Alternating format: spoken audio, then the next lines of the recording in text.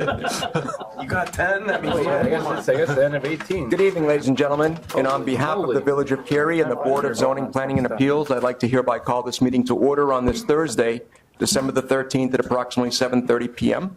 We have a quorum of members, and at this time, I'd like to ask our Director of Community Development, Mr. Brian Simmons, to please call the roll. Jasper. Here. Kretschmer. Here. O'Laughlin. Here. Graziano. Present. Pippin. Here. Williams. Here. Chair McCory. Here. Thank you very much. Ladies and gentlemen, we invite you to rise with us for the Pledge of Allegiance to the flag. I pledge allegiance to the flag of the United States of America and to the republic for which it stands, one nation, under God, indivisible, with liberty and justice for all. Thank you very much, everyone. So, gentlemen, we have a petition before us this evening, and I was saying to the petitioner earlier that I would take them through kind of our process just so you're aware of what's going to unfold this evening. And the way this typically works is we ask our Director of Community Development to give us an overview of the petition, and then the ZPA members may have some questions for Mr. Simmons. And then upon conclusion, we'll ask the petitioner to present, and I'm not sure who's going to present if you have additional comments that you'd like to make. Once those comments are made, we will maybe have some questions for the petitioner, and then we close that part of the meeting. And then obviously we have some folks here from the public, and we'll invite you to speak. And all we would ask that you do, you saw that sheet in the back of the room that was a signature sheet. That becomes a matter of public record. But when you approach the podium, if you would be kind enough to simply state your name and address for the record, because it is a matter of public record. And for those of you that are not aware, it does get recorded and posted on YouTube. So that's why we ask you to say your name and your address. So thank you very much in advance for your assistance. Once we close that portion of the meeting, the ZPA members may have some additional questions amongst themselves. We take a vote on the petition, and then that result gets delivered back to our elected officials, and they become the final arbiter of our discussion tonight. So that's the way the process unfolds, and we tend to be a kind of an open-minded group up here. So if you have questions along the way, feel free to ask. We'll have a good discussion this evening. But we do have a couple of administrative issues that we need to take care of first, and so just indulge me for a few minutes here. So, gentlemen, in my packet, I had meeting minutes back from October the 11th, and I should say publicly once again, Mr. Graziano, thank you very much for stepping in for yours truly. It's always appreciated. Not a problem. And, gentlemen, what I was saying to Mr. Simmons earlier in my package, I got 2 copies of the text amendment for the associate member. Oh, I got your other one because I got 2 of the first case. All right. So there's the confusion there. But in your email, you would have also had both of the meeting minutes from October the 11th. Yes. So at this time, I'll ask if you have any questions about the meeting minutes for October the 11th on the solar panels or the associate member. So hearing none, the chair on a voice vote will ask for approval of the meeting minutes for both the solar panels and for the associate member. Those in favor, please say aye. Aye. Any opposed? Thank you very much, gentlemen. And we will have a further discussion at the conclusion of the meeting about the associate member and schedules moving into 2019, and also the UDO, which will be held next Tuesday here at Village Hall at approximately 6 p.m. So without further ado, at this time, I'd like to call village case number 18 ZPA 11001. This is going to be for a map amendment and a conditional use for a car wash facility. And at this time, I'd like to turn over to Mr. Simmons for an overview of the petition. Thank you very much. Thank you, Mr. Chairman. As mentioned, the request this evening is for 2 requests related to the construction of a car wash facility on Northwest Highway. The petitioner is seeking approval this evening of a map amendment to rezone the subject parcels from B3 zoning district to the B2 shopping center business district. And then upon rezoning of those 2 properties, is seeking approval of conditional use for the proposed car wash facility. Brief history regarding the property. Prior to 1997, when the property was rezoned, the property was zoned both the existing B2 shopping center district and also the M district. And there was miscellaneous development that occurred in that area. If you look at the upper right-hand corner of the slide, the 2005 aerial kind of dictates some of the historical development that was in the area, specifically the properties that were along the Route 14 frontage. There was very small retail buildings and a bank with a drive-through, a gas station, and then also a professional office building on the corner of Main Street and Route 14.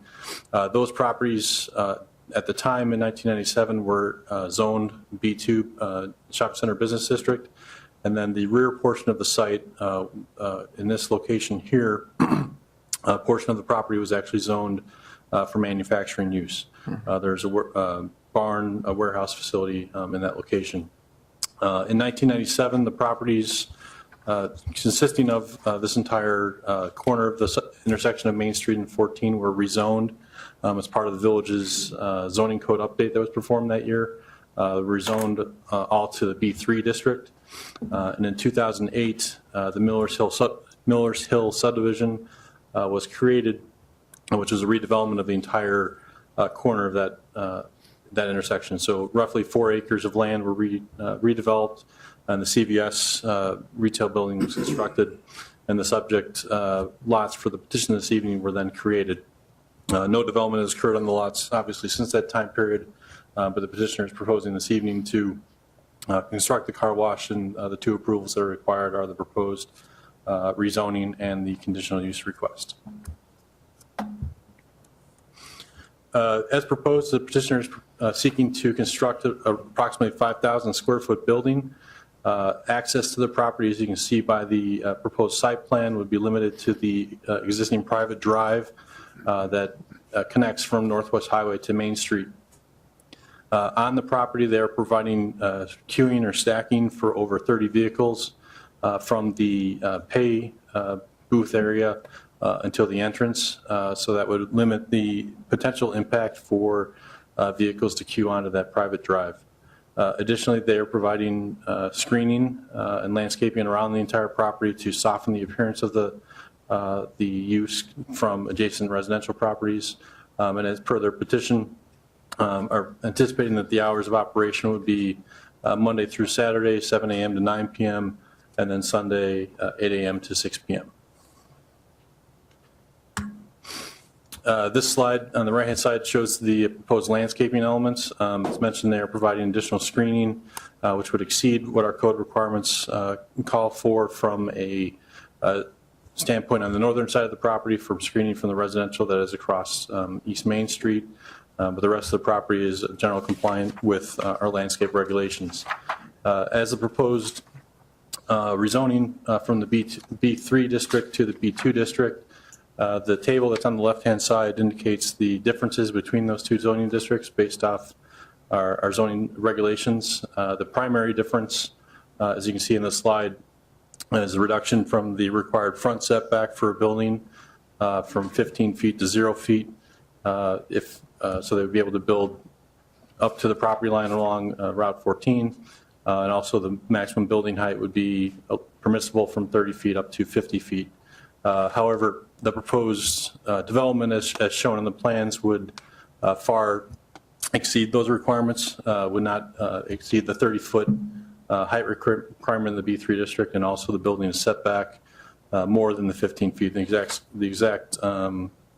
actuality, the parking lot, which is along Route 14, is set back at that 15-foot setback line. So the building is actually set back around 34 or 40 feet further from that line. But overall, the project will comply with other bulk requirements as far as lot coverage, building height, and other setback requirements. The images on the lower left-hand side, you can see the proposed location of the site, and then the surrounding property, what other zoning districts are in the area. As you get indicated by the slide, it does abut both the B2 district on the east side and also across Route 14 on the south. The B3 district is primarily comprised of the parcels that make up the CVS and the subject site, but there's residential in the R2 district just to the north. As part of the petition, staff requested that the petitioner provide a noise study to review potential impacts of the car wash facility on adjacent residential. This study that was provided was not specifically of this location, but was of another similar location in another town for a facility that they had constructed. Based off that analysis, it is determined that from the entrance into the car wash, what the noise would be created from the decibel level, and then as you get further away from that entrance, what the decibel levels would be would decrease to from an impact standpoint. The closest residential property to the entrance of the property, as you can see on the slide on the right, is about 350 feet to the north, which would place a decibel reading between 11 and 18 decibels, which is a very low reading. So there would be minimal impact from the proposed car wash on adjacent residential areas. And the petitioner may provide additional information regarding that study if there are questions regarding the how that was analyzed. The proposed building elevations can be seen in the slide in the draft renderings. The building will utilize very durable materials, will be full brick and stone with various glass elements to break up linear expanses of the facade. There will be two tower features at either the entrance and the exit to the drive-through facility that will provide a front and back to the structure. And then additionally, the vacuum areas that are provided in the parking lot will have small shelter areas, which will have architectural elements that will match the building as far as you can see, stone bases and brick elements that will tie into the overall architectural quality. Additionally, landscaping will be provided around the site, which will soften the appearance of the building, but will, in general, comply with other development that's in the areas from a development standard standpoint. As the board is aware, within the zoning ordinance, there are various standards that need to be met in order to review certain zoning requests or petitions that come before the board. Specifically for map amendments, the standards that are within the zoning ordinance are displayed in the slide. In summary, the amendment is not detrimental to the orderly development of the village, promotes the public interest and not solely the interest of the applicant. It's consistent with existing uses of property within the general area. Is generally not property is not generally not suited for uses permitted under the existing zoning classification. Property values of surrounding and adjacent property will not be diminished, and the request is in harmony with the objectives of the comprehensive plan. Staff believes that the proposed map amendment does comply with these standards. From a standpoint, the comprehensive plan designates the property for commercial land uses, which both the B2 and the B3 district would be appropriate use or zoning districts for that classification. Additionally, the slide that was previously shown, there are, as indicated in this slide, the property doesn't directly abut the B2 district currently, so the rezoning would be consistent with existing zoning which occurs in the area presently. Should the map amendment be supported, the conditional use for the car wash is being sought, and again, similar to map amendments, there are standards within the ordinance related to conditional uses, which are summarized in the slide. Specifically, the use will not substantially diminish or impair the values of property within the immediate vicinity, not impede the normal orderly development of surrounding property, not contribute to an overburdening of municipal services, and again is consistent with the policies and future land use maps in the village's comprehensive plan.